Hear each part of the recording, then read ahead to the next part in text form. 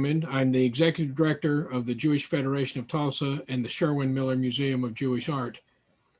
It's my pleasure to welcome you all to the third session of the Rise of Antisemitism in Turbulent Times. This is the third of our four-session series.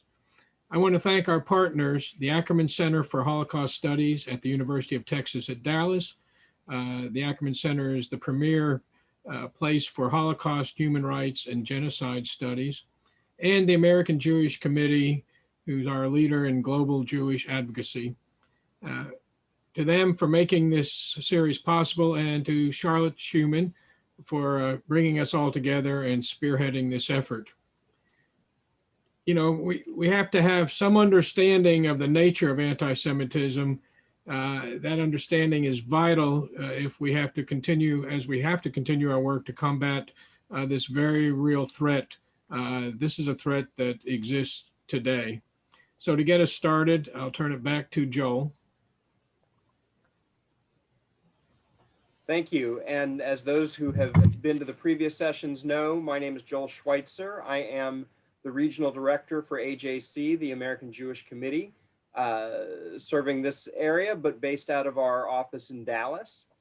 Really thrilled to be together once again, and thank you, Drew, and the Tulsa Jewish Federation, and it's always such a pleasure working with our friends and partners at the Ackerman Center, and very appreciative of Charlotte and your vision in bringing us together. AJC is known fondly as the State Department of the Jewish people, but it's more than that. Our mission is to enhance the well-being of the Jewish people in the state of Israel and to advance human rights and democratic values around the world. And it's a mission we've been engaged in for about 113 years now. And we're really pleased for the opportunity to talk about the issues that are so important to all of us here with you tonight. So this evening, rather than a frontal presentation, we thought we'd present it more of as a conversation. So after Rabbi Kowalski introduces Holly Huffnagle, our speaker, I'll pose some questions, and we'll spend probably 35 or 40 minutes on my questions, and then we'll turn it over to audience questions, which you can put in the chat, either to me individually or just to everyone, and we will look forward to a robust discussion. There's a lot to learn about from Holly, both on anti-Semitism in the digital age, and we also, this week, AJC released our report on the state of anti-Semitism in America, and I know you'll want to hear more about what the findings were and what we can do with those findings. So with that, I'd like to ask Rabbi Kowalski to introduce our speaker. Hello, everyone. We're so glad you could join us for this very important and very timely discussion. It is my pleasure to introduce our speaker this evening, Holly Huffnagle. Holly Huffnagle serves as AJC's U.S. Director for Combating Anti-Semitism, spearheading the agency's response to anti-Semitism in the United States and its effort to better protect the Jewish community. Previously, Holly was the Assistant Director of AJC Los Angeles, overseeing international relations and all projects and programs related to monitoring and combating anti-Semitism. Before coming to AJC, Holly served as the policy advisor to the Special Envoy to monitor and combat anti-Semitism at the U.S. Department of State, and as a researcher in the Mandel Center of Advanced Holocaust Studies at the U.S. Holocaust Memorial Museum in Washington, D.C. She received her master's degree from Georgetown University, where she focused on 20th century Polish history and Jewish-Muslim relations before, during, and after the Holocaust. Most recently, she was a scholar in residence at Oxford University with the Institute for the Study of Global Anti-Semitism and Policy. Holly has lived and worked in Poland to conduct research on ethnic minority relations before World War II, and was selected for the Auschwitz Jewish Center Fellowship on Pre-War Jewish Life and the Holocaust in Poland and Northern Slovakia. She has volunteered at the Auschwitz-Birkenau State Museum in Poland and served as a liaison for the Jan Karski Educational Foundation. Holly received her BA in history from Westmount College in Santa Barbara, California. In fall of 2017, she co-led Westmount College's Europe semester program, teaching courses in Europe on the Holocaust and contemporary European challenges, including anti-Semitism and Jewish community security. We are very grateful for her expertise and her insights this evening, and thank you so much for being a part of this conversation. I leave it now to you, Holly and Joel, to enlighten us on some of these really important and valuable, timely pieces of information you have to share with us. Thank you, Rabbi. So appreciative. So our topic tonight is anti-Semitism in the digital age. So let's get right at that topic.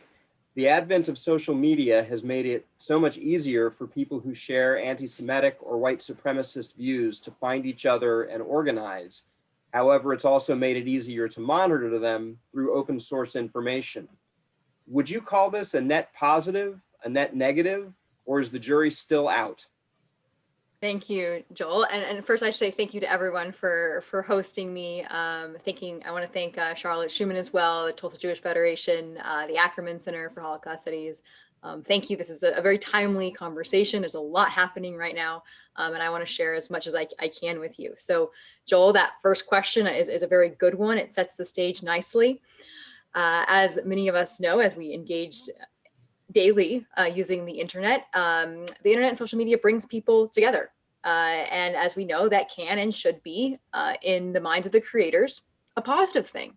And yet we know that it can have negative consequences. And I think of what Robert Ray, a neo-Nazi and one of the leaders of the white supremacist march in Charlottesville, said in August of 2017. He said, "As you can see, we're stepping off the internet in a big way. We've been spreading our memes, we've been organizing online, and now we're coming out." So neo-Nazis and other bad actors have used online platforms to network, to organize, to radicalize, and eventually even to act. In AJC, we track this. In my office, we track this. We know that killers have actually used social networks to amplify their reach while committing crimes. We know that it's online where they glorify their attacks in order to recruit others. In the white supremacy manifesto, which exists, for instance, it was utilized by John Earnest. He was the anti-Semitic murderer in Poway, California. He used this in a way to have his actions basically serve as a call to arms, to start a race war. And in this manifesto, Jews are considered enemy number one because of their perceived control over other minority groups. Now, open source information is important in tracking and monitoring white supremacist and anti-Semitic online activity, which is really critical today because all forms of anti-Semitism, whether it emanates from the far right, the far left, from Islamist extremists, all exist simultaneously on the internet. So, we need that kind of open source information to better track it. But we're really confronted with the issue that social media companies, not all of them monitor content on their platform. So for example, Telegram, which is an encrypted messaging service, it has over 200 million users around the world. It doesn't censor, the hate speech that's on it. Therefore, white supremacists who've been kicked off of Facebook or kicked off of Twitter have actually migrated to Telegram, other platforms such as Gab, where they can continue to engage with content, including hate-filled content freely. Now, the same way open source information is used by intelligence analysts and social media companies, it can also be used actually by bad actors, right, to recruit vulnerable people to their movements. And so some of the algorithms even that Facebook uses to bring community together is like the same algorithms that it's called cross-pollination, which might bring maybe misogynists and even anti-vaxxers with a certain, or white supremacists together in some kind of common denominator. And it's actually, unfortunately, helping spread a negative message. The other unfortunate piece, Joel, is that when pages are removed for violating community standards, new pages can reemerge, and forces analysts and monitors to remain constantly vigilant. So I know that mostly sounds like a net negative, but we've also been able to use social media to educate about anti-Semitism and actually push back against it. And following the Pittsburgh massacre, which we're commemorating the 2-year mark this week, AJC created an online campaign called Show Up for Shabbat. And we had 250 million people engage with this hashtag on social media. And it became the largest ever expression of solidarity with the American Jewish community in history. And we had hundreds of thousands of people coming to synagogues, many non-Jews, really in a effort of support to send a powerful message that hate won't prevail. So there's this complete positive element as well. So I think my answer, Joel, is that the jury is still out. Thank you. So you mentioned where some of these people go and groups go when they're banned from the major social media platforms. Let's talk about that a little bit. We've seen evolution in the policies that Facebook, Twitter, and the other major platforms use around banning hate groups and hate speech. How would you rate these new policies and their implementation? And describe for us what AJC's advocacy role in producing some of these changes have been. So absolutely, Joel, this has been fascinating in many ways to observe this over the past few years in a positive way. I really witnessing this almost 180-degree turn by some of the major tech platforms. So I'm thinking, here, YouTube, Twitter, Facebook, Instagram's part of Facebook. So I actually want to start by saying that, just to give an example of Facebook, Facebook's removal of hate speech has risen tenfold in just 2 years, and it disables 17 million fake accounts every single day. That number, it's unfathomable to me to think about 17 million accounts being disabled. So this constant work that these tech companies are having to engage in. But let's start by going back a decade, because it wasn't always this way. Tech companies really in the mid 2000s, but even up to 2010, really hoped that their platforms would be the online marketplace of ideas, the public square where the best ideas would rise to the surface, and they wouldn't get involved with moderating the speech. But what happened instead, because there were no or very few gatekeepers, fact checkers, or robust codes of conduct, their platforms had nurtured violence and extremism. And really in probably 2014, 2015, we're seeing this, with ISIS, some other incidents of violent extremism connected directly to the radicalization on these platforms. Amid this realization and national outcry, and actually public embarrassment, I would say, is a big factor in having some of these tech companies act. The social media giants began to expand their definitions of hate speech. And we actually saw them begin to moderate content and take it down. And this is relatively new. This is in the last 5 years we're talking about these changes. And so we saw a few years ago, Twitter, banned the most virulent white supremacist accounts. When Twitter finally suspended ISIS accounts back in, I think it ended in 2016, for instance, we now know that this action severely affected the Islamic State's ability to develop and maintain robust, influential communities on Twitter. So it had direct effect in their ability to grow and strengthen their numbers. Facebook has removed pages now which promote violent white nationalism. Most recently, they've been removing pages related to the QAnon conspiracy theory. Again, posts that engage in Holocaust denial, which AJC was involved with. We've seen Reddit rewrite its terms of service to effectively outlaw neo-Nazi and alt-right communities. White supremacists now are even banned from Airbnb and OkCupid. And so this is a massive industry shift that we've really just been seeing over the last few years. And while artificial intelligence makes a lot of this cleanup possible, in part because offending content is taken down even before the user has a chance to flag it, it's actually most difficult in areas of harassment, bullying, or anti-Semitism, where AI has trouble. Human moderators are actually really needed in these kind of forms of certain types of hatred and bigotry, because it takes that human dimension to really understand what it is. And so there really is a role here for outside experts to engage with tech platforms on, for instance, what anti-Semitism is, and what does it look like online, and what does it look like on your platform. And so Facebook actually we have relationships with major tech platforms, but I think I would argue our closest relationship is with Facebook. And we've been working with Facebook, over the past year, really, if not longer, on what anti-Semitism looks like. And so while Jews and Israelis have always been protected in Facebook's protected characteristics policy, there was really no other definition or a way of taking anti-Semitism off the platform. So most recently, well, not most recently, this summer, there's been a couple-step process, which has been really exciting to see. They're now removing harmful Jewish stereotypes. So whether it be about control or wealth or power, like that is now considered violation of policies and is removed. And then most recently on October 12th, Facebook's momentous decision to remove Holocaust denial from their platform, which used to be classified as misinformation.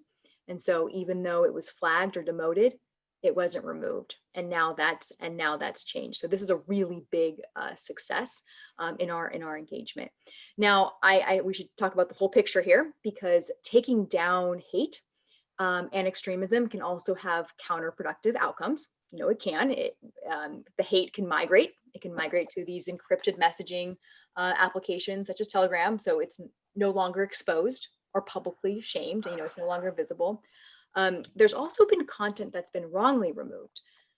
We see this sometimes when someone posts an educational post about Hitler or the Holocaust or something, and it's flagged as being anti-Semitic or hateful. So the artificial intelligence isn't smart enough to recognize that this is an educational piece, and so that's been problematic. We've also had some issues with regulations in Europe, in European countries, for instance, which will fine tech companies if 24 hours goes by after a reported incident or hate on their platform, they don't remove it, they'll face these heavy fines. And we're finding tech companies in these European contexts not wanting to pay the fine. So just to be safe, removing extra content, like basically things that don't even have to be removed. They just want to be on the safe side. They don't want to pay the fine.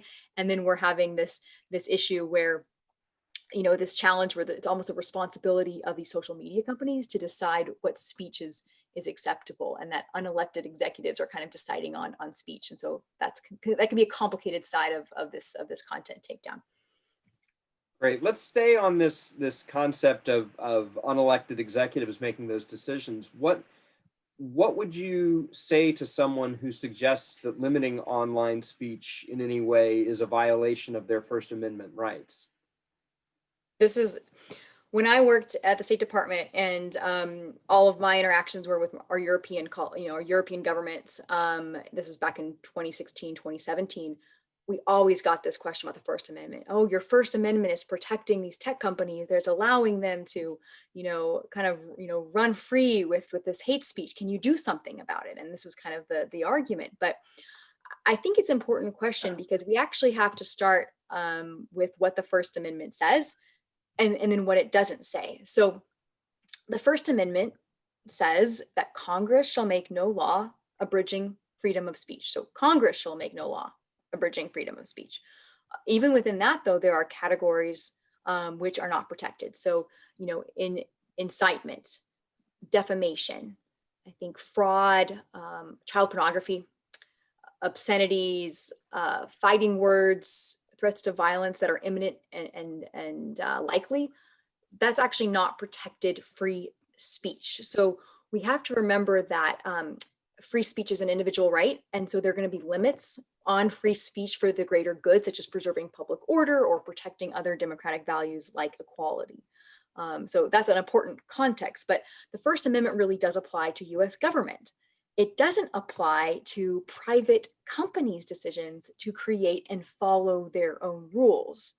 So the First Amendment may give all of us the right to access everything online. Like we have the freedom to go online as U.S. citizens. We can, everything we can see if we want, but it doesn't mean that everything we post on a platform stays up, because it's really up to that platform's, just discretion. And so this idea that social media should be responsible for what is on their platform and almost not use that excuse of freedom of speech with their own corporate responsibility. And we've noticed a change in that, as I mentioned earlier.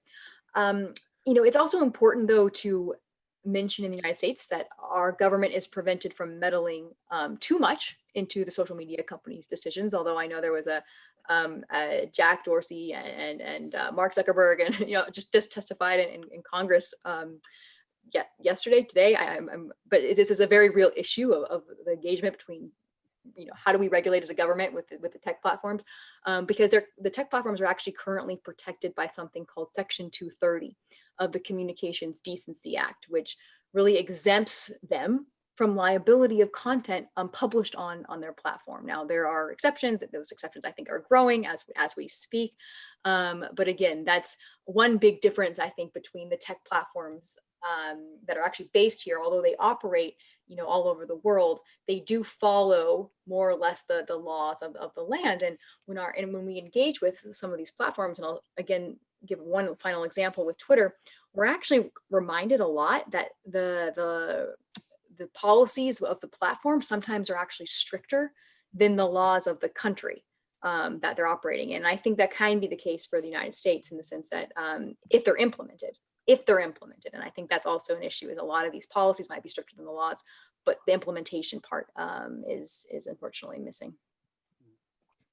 So I remember 5 to 10 years ago, we were hearing a great deal from law enforcement about Islamic extremists becoming self-radicalized over the internet. Would it be a fair thing to say that this kind of self-radicalization is leading to the enhanced profile of QAnon? Why or why not? And tell us more about QAnon and why it's an anti-Semitic movement. Yeah, no, this is a really pressing issue, Joel. So, what do we know? We know that bad actors are radicalized about 4 times faster online than offline. We know that extremism is a business, generating content, generating views, and we know that major tech companies' business models do rely on increased engagement, and that it is lies, fear, and anger which generate the most in engagement. Another statistic that we know is that lies spread on average about 6 times faster than truth. So we're really up against a big fight here when we're talking about the internet and social media and the ability for it to be a launching pad for conspiracy theories and lies. So this is kind of the setting for QAnon's rise, I would say, and many of the same themes, umbrella themes promoted by Islamist extremists, whether it be conspiracy theories, whether it be a sense of community, whether it be a skewed belief in a greater cause, okay, are also part of the QAnon belief system. And the FBI has classified QAnon as a potential domestic terrorist threat. Also, so again, there's some common denominators, but QAnon is vastly different than the radicalization we've seen, of course, with Islamist extremism. And I don't want to say potentially more dangerous or more harmful, because we know the outcome of Islamist extremism, but it's also unknowingly entered the mainstream. And let me explain a little bit about QAnon. It's a loosely organized network. It's a far right network of people who believe that the world is controlled by a satanic cabal of pedophiles. This cabal is made up of Democratic politicians, mainstream journalists, Hollywood entertainers, the media, and they've been accused of controlling a deep state government whose purpose is to undermine President Donald Trump and his supporters. So that's kind of the accusation. They also have a child sex trafficking ring on the side, which again, it's up to the president to be able to rescue these children. The followers receive information through clues called Q drops, and the letter Q refers to the highest level of clearance at the Department of Energy. Anon refers to an anonymous person, so QAnon. It started on a far right messaging board called, at the time, it started actually on 4chan, and then it went to 8chan, which is now called 8kun. But again, this is like these fringe platforms, which is actually where they should stay. These types of conspiracies should stay on these fringe platforms. But anti-Semitism is actually at the core of QAnon. And I can almost make the argument that anti-Semitism is at the core of many, if not most, conspiracy theories. When we think about the blame of someone in power controlling, humanity, or some kind of evil controlling humanity. So QAnon will invoke Jewish elites or globalists, bankers, some of these anti-Semitic, tropes we know. George Soros is used a lot. The Rothschilds are consistent targets. Protocols of the Elders of Zion, some of the protocols are brought into the QAnon thought process, or maybe lack of thought process, I would say. And unfortunately, some of this has been even elevated by political leaders. And I think that the use of children also, Joel, is an important piece to touch on, because of a history, even with blaming Jews in connection with ritual purposes with children. So QAnon believes that there's a child sex trafficking ring, that those in power are actually, using the children in grotesque and nefarious ways. And this can actually harken back to the medieval blood libel of Jews needing to use children for ritual purposes. And so again, it's this idea that QAnon supporters need to rescue children from the hands of the globalists. And so you can kind of see some of that similar language. Now, QAnon, like many conspiracy theories, does give people a sense of community. It's actually been called the first great internet religion. I think we can maybe debate that, but its motto is, where we go one, we go all. So this is like the community sense, and followers are encouraged to actually become digital soldiers. So when we talk about anti-Semitism in the digital age, QAnon supporters are meant to take an oath. They're to call themselves digital soldiers, and this is kind of what they're fighting for, pledging an oath to support this cause. During the pandemic, and the pandemic caused a real growth in QAnon support, with more and more people online. There was a 175% increase on Facebook and a 63% increase on Twitter before both of those platforms banned QAnon from their sites. And I alluded to this earlier, Joel, but this I think was what frightens me the most about QAnon is we have this conspiracy theory rooted in classic anti-Semitic tropes, leaving the fringes of the internet and entering the mainstream. And again, it's intentionally using emotionally fraught topics like suffering children to draw, especially right now, evangelical Christians to their movement.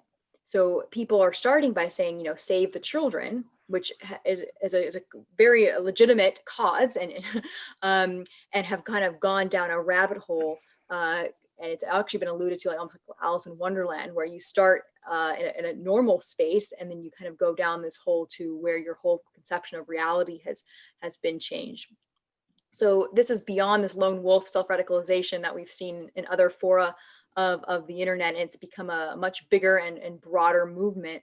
I even seemingly strengthened by the fact that when tech platforms remove them, when they kick them off their sites, it almost galvanizes them, because it somehow, quote unquote, proves that their beliefs are right, that this cabal is controlling the tech platforms. They don't want them on their site. Look, we're right. Our beliefs are right.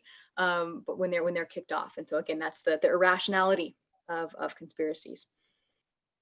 And it seems to really, I'm concerned, be in the mainstream to stay. It looks like it's going to have real legs under this movement. You see mainstream politicians, if not completely aligning themselves with, at least being sympathetic to QAnon. We're seeing it. It's really unfortunate. AJC has been very active in calling on GOP leadership to disavow it. We're working with the FBI to ensure that it is considered a domestic terrorist threat, and they're following those leads. But yeah, it's frightening. So on that happy note, I'd like to explore a little bit. Let's talk about what's called the working definition of anti-Semitism, the definition endorsed by the International Holocaust Remembrance Alliance. And we'll be doing a deep dive into this, into its creation and its international applications in next week's session. But I would love for you to share a little bit of background on why it's an important tool for combating domestic anti-Semitism, why it's helpful to have state or local governments adopt it, and perhaps some best practices that AJC has used in encouraging its use on these levels of government. Absolutely. And I'll even start by connecting it to the digital space, is that we're encouraging online tech platforms like Facebook and Twitter to use this definition when they try to understand anti-Semitism better, on their site. So that's like the main connection. But I'll give a little bit of background quickly, because you guys are in for a real treat next week with Rabbi Andy Baker, who was one of the authors of this definition. So I don't want to steal any of his thunder, but 2 decades ago, there was no definition of anti-Semitism. There was a general understanding that people knew what anti-Semitism was when they saw it. It was Nazi swastikas on a cemetery. It was, blaming Jews for the death of Christ. It was invoking again some of those protocols of the Elders of Zion conspiracies. It didn't almost need a definition. It was relatively understood. Something changed in the early 2000s, especially in Europe, when we saw individual Jews and Jewish institutions being attacked or vandalized, and referred to almost as agents of Israel. And we saw, synagogues being firebombed because of reported Israeli actions. Same thing with Jewish individuals. And what was happening was law enforcement and prosecutors, they weren't calling it anti-Semitism, even though like a Jewish individual was attacked. It was being called a political action or political aggression. Youthful vandalism was one of the terms that was used, but it wasn't called anti-Semitism. And I think there was this realization that organizations really needed to define anti-Semitism in all its forms, including how anti-Semitism can relate to the state of Israel. And so a nonpartisan apolitical body of scholars, policy experts came together from around the world. Rabbi Andy Baker of AJC was part of this group to create what was called a working definition of anti-Semitism. And it's an educational tool. That's really what it is. It's not legally binding. It's an educational tool for government leaders, for prosecutors, law enforcement, educators, data collectors, and monitors to have a consistent and comprehensive definition of what anti-Semitism looks like today. And what happened was the European Union Monitoring Center adopted it in 2005. So it's quite old, but it took on a little bit of a new life. It was revised a little bit and adopted by a multilateral organization called the International Holocaust Remembrance Alliance in 2016. And I was working at the State Department at the time, and we had a team in Bucharest, Romania, where it was adopted actually by 31 member states at the time, and the United States is part of this body. So that's why it's called the IRA working definition today. It's referring to this definition, but it's much older, since 2016. Over 40 countries, Joel, have adopted it, and multilateral bodies have adopted it around the world. And AJC is very much part of this advocacy. So we encourage governments around the world to adopt it and use it, but we also here at home as well. And so there's been cities that have adopted and endorsed the definition through passage of resolutions. And the purpose really is to this idea that if we're serious about fighting anti-Semitism, we have to know what it looks like. We have to be able to define it. We have to be able to give examples of the different forms that it takes today. And so most recently, the city of Miami as a major one that adopted it. I think South Carolina, Florida, I think even Maine has resolutions endorsing this definition. So this is definitely something that can happen in Oklahoma. It can happen at the state level. It can happen at the municipal or local level. I was involved in really the first city in the United States to adopt the definition back last January. The city of Beverly Hills endorsed it with a resolution that this is the definition that they'll be using in the city. And so that's something that we've been able to advocate for. I think it's an incredibly useful tool in understanding anti-Semitism today. And there's more information about the IRA definition on our website. So we can even give that information to you as well. Great. And if I remember correctly, when you got involved with advocating to Beverly Hills, they were in the process of developing their own definition. Why was it important that rather than reinvent the wheel, that they get on board with the IRA definition? I think you answered your question, the reinvent the wheel piece. I think it's so important to have a universal definition that's recognized by, this definition has been supported by the UN Secretary General. It's been supported by the European Parliament, the European Commission, the Organization of American States, the 24 European Union member states. It's the majority of the Jewish community in the world, support it. So it's one of those definitions where, like, this is what we need to promote. We need to come around this and say, this is what we see is anti-Semitism today. And of course, it's not a bludgeon. It's not meant to say, oh, you criticized Israel in this way and now you're an anti-Semite. Not at all. It's meant to help people better understand how it can be, something can be anti-Semitic, and it's, context is important. The examples are used to be, kind of guiding lights, not to be kind of an end-all be-all. It's meant to be used. Great. So sticking in January of this year, which, if you're like me, feels like was about a decade ago, there was a Pew study that was released that month that had some startling statistics about the level of knowledge among Americans about the Holocaust. And in May of this year, President Trump signed the Never Again Education Act into law, which mandates that the U.S. Holocaust Memorial Museum makes resources available to the states.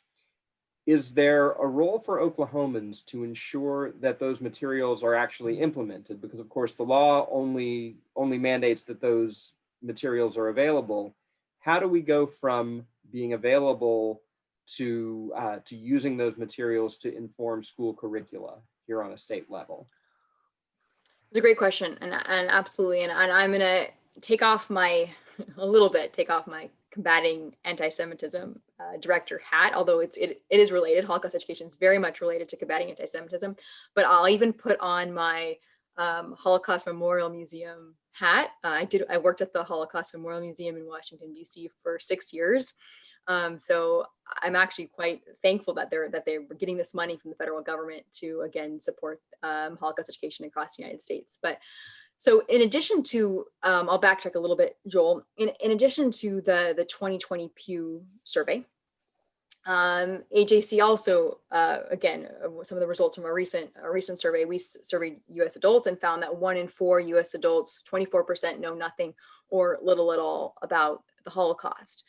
But I think what really concerns me actually were the results from the Claims Conference survey that came out last month. The Claims Conference is based in Germany. It works for reparations for Holocaust survivors, which focused solely on Gen Z and millennial respondents. And what this survey found was that 63% Gen Z and millennials 63% did not know that 6 million Jews were murdered. There was a complete lack of knowledge of being able to even name a concentration camp. And then I think the most shocking finding and disturbing finding for me was that 11% of Gen Z and millennials, over 1 in 10, believe that Jews caused the Holocaust. And that was really upsetting to say. And they have a map on their website, the Claims Conference website, where you actually can go by state, by U.S. state, and you can see how that percentage rises and falls depending on the state. If it's 14%, 9%, and there's some variance there, but that average was that 1 in 10, Gen Z millennial Americans think that Jews caused the Holocaust. And so this is, again, a lot of this is misinformation. A lot of it's online. One of the big wins of why Holocaust denial off those sites is so important because of something like this. But this is where I'll connect it, Joel, to the question about Holocaust education. I think one of the positive sides of this dark statistics is one of our findings in this recent report that we did. AJC found that 90%, so even though 1 in 4 didn't really know anything about the Holocaust or didn't know much, 90%, 9 in 10 still felt that it was important. So even if they didn't really know about it, some of them didn't know about it, they still voted in the affirmative that it was important, because we asked them, do you think it's important that the Holocaust is taught in middle school and high school? And 90% said it was important. 68% said it was very important. 22% said somewhat important, but still 90% saying it was important to teach the Holocaust in school. And I think that's the statistic that we need to jump with and go with. And so the Never Again Education Act, which AJC supported in Congress and advocated for that act to be passed, it does require the Holocaust Memorial Museum to develop and disseminate information. This has a lot to do with the federal versus state breakdown of, it's up to the states for education, not necessarily the federal government, but this is a way for the federal government, although the federal government can't force states to required to teach the Holocaust, that has to come from the state itself. And I think there are 15 states. Yes, there are 15 US states today where Holocaust education is mandatory.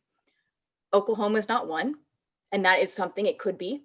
It takes advocating with state representatives, contacting your state representative, having it come out as a bill or in the state legislature and be voted on. What's incredible about this is that there are model bills out there. California, Florida. There's 15 states that already have these bills on the books. So Oklahoma could model that a vote about Holocaust education being mandatory off of that. But what's so incredible about the Never Again Act, or Never Again Education Act, is that the funding and the resources are available whether or not it's mandatory. So any state, again, can go and access these resources. Educators, current teachers, prospective teachers, educational leaders, like, it's really open, can utilize the Holocaust Museum's resources and work with individuals at the museum on how to implement robust Holocaust education. And so that's something I think I would encourage everyone on this call to do, if that's something that's you're passionate about and you want to see the Holocaust being taught in a thoughtful, nuanced way, a way that actually talks about how anti-Semitism didn't end with the Holocaust. I think that's really important. I think many people will learn about the Holocaust and say, well, this was a horrible event, but it can't happen again, or anti-Semitism isn't it's not like what it was in the 1930s or 40s, so we shouldn't be concerned. But actually use that education as a way to tie it into what's happening today, and why young people in this next generation of leaders need to be active in the fight against anti-Semitism. That's all very possible. And I think it's only more exciting, I think, for the state of Oklahoma, in part because it's not mandatory at this moment. But again, I'm not an expert on each individual state. I kind of know the broader landscape, but I do know people at the Holocaust Museum. And so Joel, if there's anyone I can connect anyone to for more information, I would be happy to. This piece is really important to me as someone whose background is actually in the Holocaust, studying the Holocaust. Wonderful. I suspect you'll find people to take you up on that. So before I turn it over to audience questions, I do want to give an opportunity. We alluded earlier to the survey that AJC just presented the findings for in the report, actually the dual surveys. Yep. With the 2020 State of Anti-Semitism report, and would love for you to hit a few of the highlights for us. And since our topic today is anti-Semitism in the digital world, definitely let's, if you can work into that, what we found about perceptions of online anti-Semitism.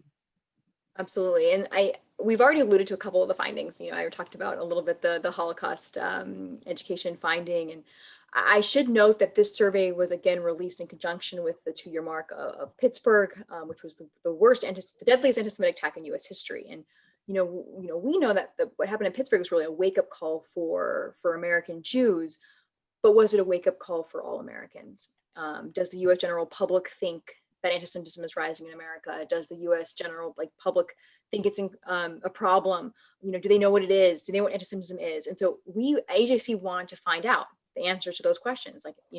What do American Jews think? But what do the general public think about this? And so we did 2 parallel surveys at once, asking pretty similar questions to both groups. And I think the report's shocking findings kind of came from the divergence of responses between American Jews and the general public. So we found that 9 in 10 American Jews, 88%, believe anti-Semitism is a problem in the United States today, whereas 6 in 10, 63% of Americans do. So already that number is much less believe that anti-Semitism is a problem in the US. And maybe even more importantly, 8 in 10, so 82% of American Jews say that anti-Semitism has increased in the last 5 years, but that number drops to half. 4 in 10 members of the general public, 43%, believe it has escalated. And of course, the last 5 years include the more violent and more open expressions of anti-Semitism with Pittsburgh and also in Poway, Jersey City, Muncie, the continuous attacks against Jews in Brooklyn. But we have FBI data and statistics to show that there's been a 150% increase in anti-Semitism. We know the data actually shows us that it's been rising. And our survey shows us that the general public isn't aware really of that rise. Another big finding actually that came out of the general public survey was a lack of awareness of the term anti-Semitism itself amongst U.S. adults. And this is actually the very first question that we asked, how familiar they were with the term anti-Semitism. We did tell them what it meant before we asked them if it was a problem in the U.S. today or if it's increased. So, they did not know, they didn't go through the whole survey without knowing what it meant. But the very first question we asked was, how familiar are you with the term anti-Semitism? And we found that nearly half of U.S. adults, 46%, either had never heard the term before or had heard it but didn't know what it means. So 1 in 5 Americans, 21%, have never heard the word anti-Semitism. And 1 in 4, 25%, so 21, 25 is at 46%. 1 in 4 Americans had heard it but couldn't tell us what it meant, didn't know what it meant. So it was a real big finding for us. How do we proceed from here? And I think this is actually one of the biggest reasons, the biggest fodder, if you will, to our advocacy on the need for the IRA working definition to be used. So let me quickly, I want to get to questions from the audience, and I definitely can say a few minutes after the hour, but connecting to our topic this evening, this was really important. So we did a survey, a very similar survey of American Jews' attitudes in 2019. This was the first survey of its kind at the time. No one had ever done a survey on what American Jews think about anti-Semitism in the U.S. We did that in 2019. What we did not ask in 2019 was questions about American Jews' experiences online. And this year, I thought it was very important that we include those questions. And so I was working with our team on drafting the survey questions that would be out in the field. We partnered with a reputable public opinion polling company called SSRS. And they asked questions related to American Jews' experience online. And what we found was that 1 in 5 American Jews, 22%, have experienced an anti-Semitic remark online or on social media in the last 5 years. Now, of this group, 62% said they had been targets of anti-Semitic remarks on Facebook. That was the biggest. And again, it's reflective of where American Jews, like what platforms they're using. But 62% had experienced anti-Semitism on Facebook, 33% on Twitter, 12% on Instagram, and 10% on YouTube. Those were the biggest platforms. I think we had about 2% on TikTok, for instance. And again, this was U.S. adults, Jewish American adults. So if we had surveyed, Jewish American youth, I think that the TikTok numbers would be much, much higher. We also found that 2 years since the Tree of Life synagogue shooting, 24% of American Jews have avoided posting content online that would identify them as Jewish or reveal their views on Jewish issues. So these are really critical data points because we're realizing that American Jews are feeling chilled from actually speaking. Like there really is a lack of freedom of speech because they feel like they can't publicly identify as Jews online. So again, we'll bring that point up when we engage with tech platforms. And finally, one of our big asks in our engagement with the platforms is that they increase the number of human content moderators. Because the policies actually are pretty good. Like if I was to look through however many pages of Facebook's policies and see how it talks about, protected characteristics and combating anti-Semitism, they're actually pretty sound. The issue, I think, has a lot to do with the implementation of the policies and the content moderators. And so AJC is asking that the content moderators ensure that those policies are accurately and equally implemented. And we're often told by the tech platforms that, artificial intelligence actually removes 90% of violating content, which is amazing that artificial intelligence gets rid of, we don't see most of the things that are bad. We really don't. But that 10% that requires, human moderation, and a lot of it actually has to do with anti-Semitism and the bullying and the harassment and other things that are harder for AI to distinguish. It needs to be reported. The content moderators won't know it's there unless it's reported. So we're always told that, make sure American Jews report it. Make sure it's reported. That's kind of the line that we were getting. Well, so we asked that question, did you report it? Was it taken care of? And we found that 46%, nearly half of American Jews who said they reported anti-Semitism to a social media platform said that no steps were taken to address the incident. So, and we can actually disaggregate the data, just kind of see, where was it worse, Facebook, Twitter, YouTube. And so that's something we're working on now. I don't have those results yet, but that's gonna be really powerful to go back to Facebook and say, 40% of American Jews, you didn't take care of their issue, et cetera. But so we know that American Jews are reporting incidents, but there's this gap. And that's something that we're going to be working to close, Joel, in the weeks and months, however long it takes ahead. Sure. I think what I found to be the most sobering in the report was the sheer percentage of people who discounted the views of Jews in defining what was anti-Semitism. Can you? Yeah, do you want to share that one? A little bit? I can share. Yeah, I'll share that one. This was an interesting question. We asked, and I didn't write this one. I don't remember who did it. I worked with a team of us at AJC, our global communications team. We asked the question: if a Jewish individual or a Jewish organization said something was anti-Semitic, this is to the American public, would you be more likely to see it as anti-Semitism? Would you be less likely to see it as anti-Semitism, or would it not matter to you if a Jewish person said something was anti-Semitic? We found that 65% said it wouldn't make a difference, and 7% actually said it would make them less likely. Now, we can have, of course, we're gonna have a lot of problems with that 7%. Like, what do you mean that if someone who is Jewish says something's anti-Semitic, that would actually make you less likely to think it as anti-Semitism?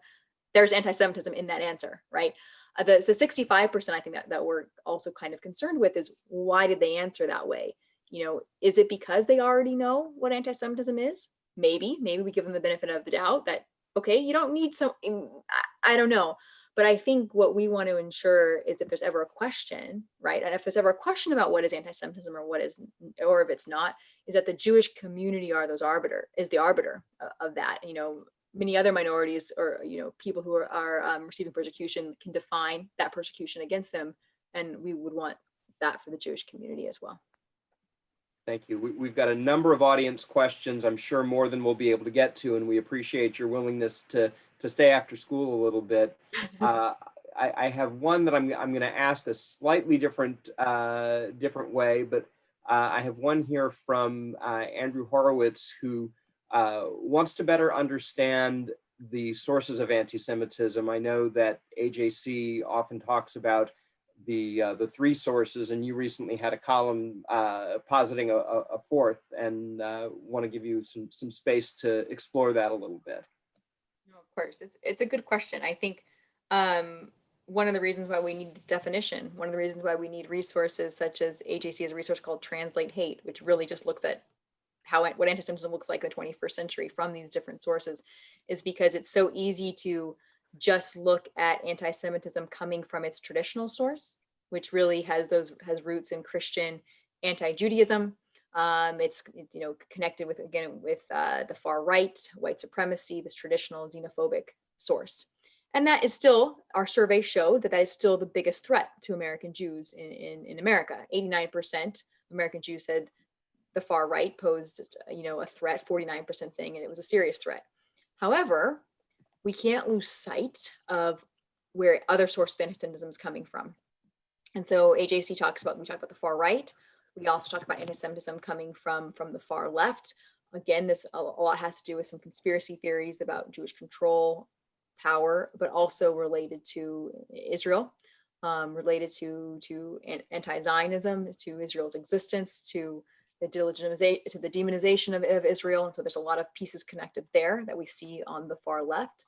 And then AJC actually was I think the first organization to identify a third main source, sometimes it's called heads, but I don't want to personify anti-Semitism if I don't have to, but it's been referred to as the kind of three heads of Islamist, extremism. And that was because of what we were seeing in Europe with these attacks against Jews, where the same, I think, eliminationist anti-Semitism that was part and parcel of Nazi ideology was part of Islamist extremism. I would expand it here in the U.S., to be honest. Yes, we do have Islamist extremism as an issue, as a source in the United States, but I think we can even go as far as just saying it religious extremists here, because I think that covers the Black Hebrew Israelites, which were responsible for the murder in Jersey City. It covers even Louis Farrakhan with Nation of Islam, also, Islamist extremists as well, and Christian extremists. So I think it's important to look at those three main sources today. Thank you. Janina Graves wants to know, what does research tell us about the demographics of those who most actively participate in online anti-Semitic behavior, both US based and globally, if you have that information?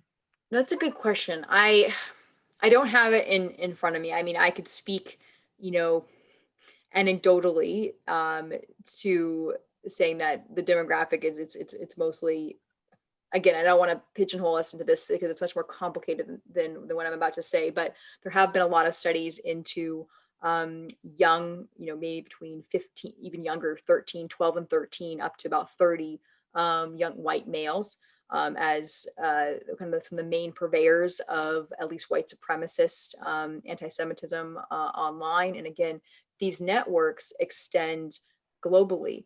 And one of the, and again, there's that, but I would say that's like probably the main demographic, unfortunately. But if we look at Islamist extremism and we look to ISIS, we see maybe even that same younger. It's often male. It really is. I don't want to put a gender but it is. We are finding it's more men that are part of promoting these anti-Semitic stereotypes and hate.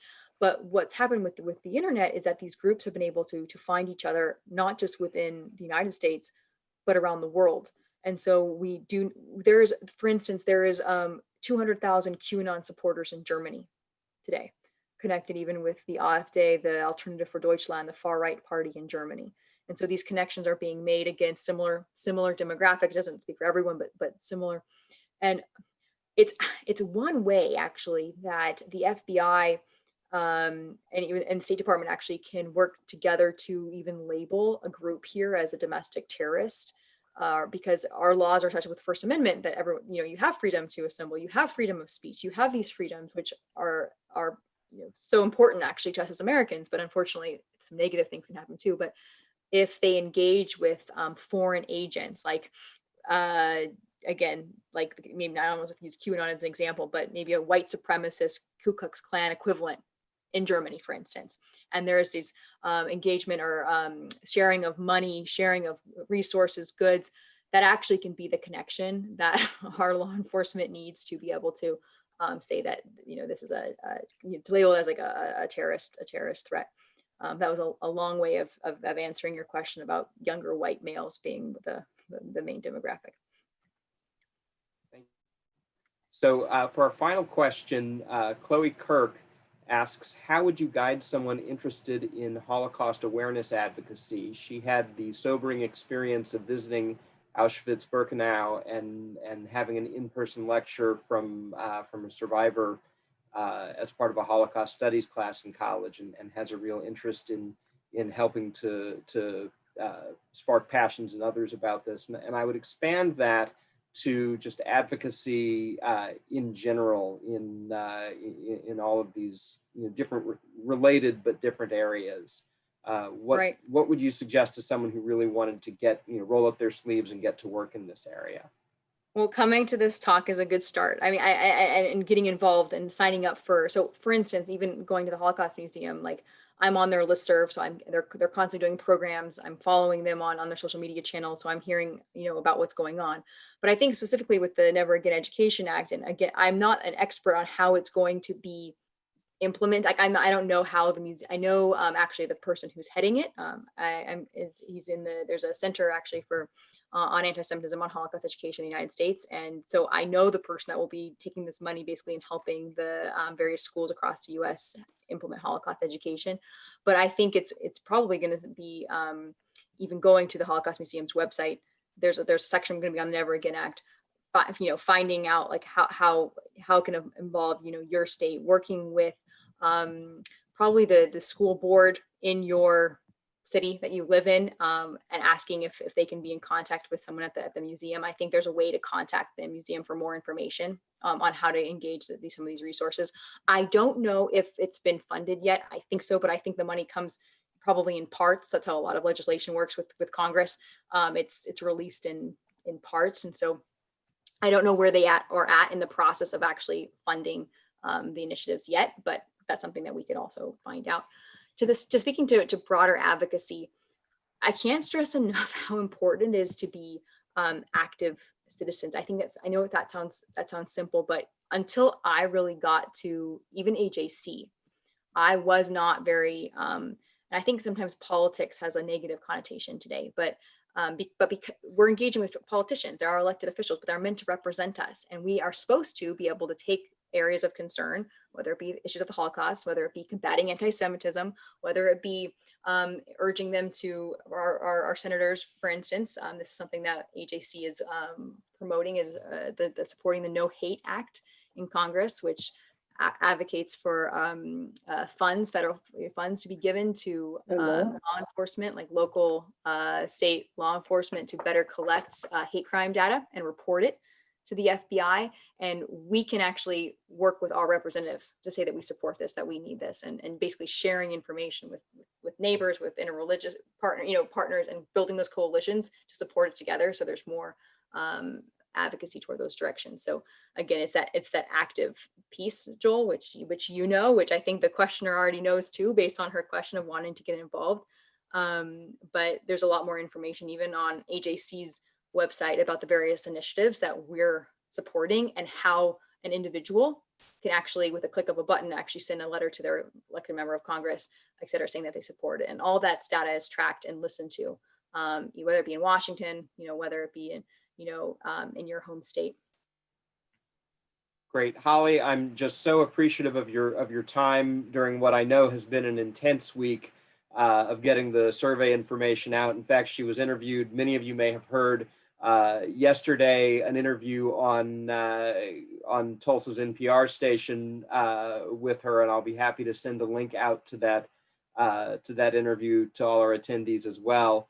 We will have our next and final session in the series next Thursday night at 7, and it'll be a twofer. The topic is Israel and Anti-Semitism, the BDS movement, and we'll be hearing from my colleagues, Rabbi Andy Baker, AJC's Director of International Jewish Affairs, and Seffi Kogan, AJC's Global Director of Young Leadership. And I really look forward to sharing their perspectives with you next Thursday night. Thank you so much, and have a great evening, everyone. Thank you all.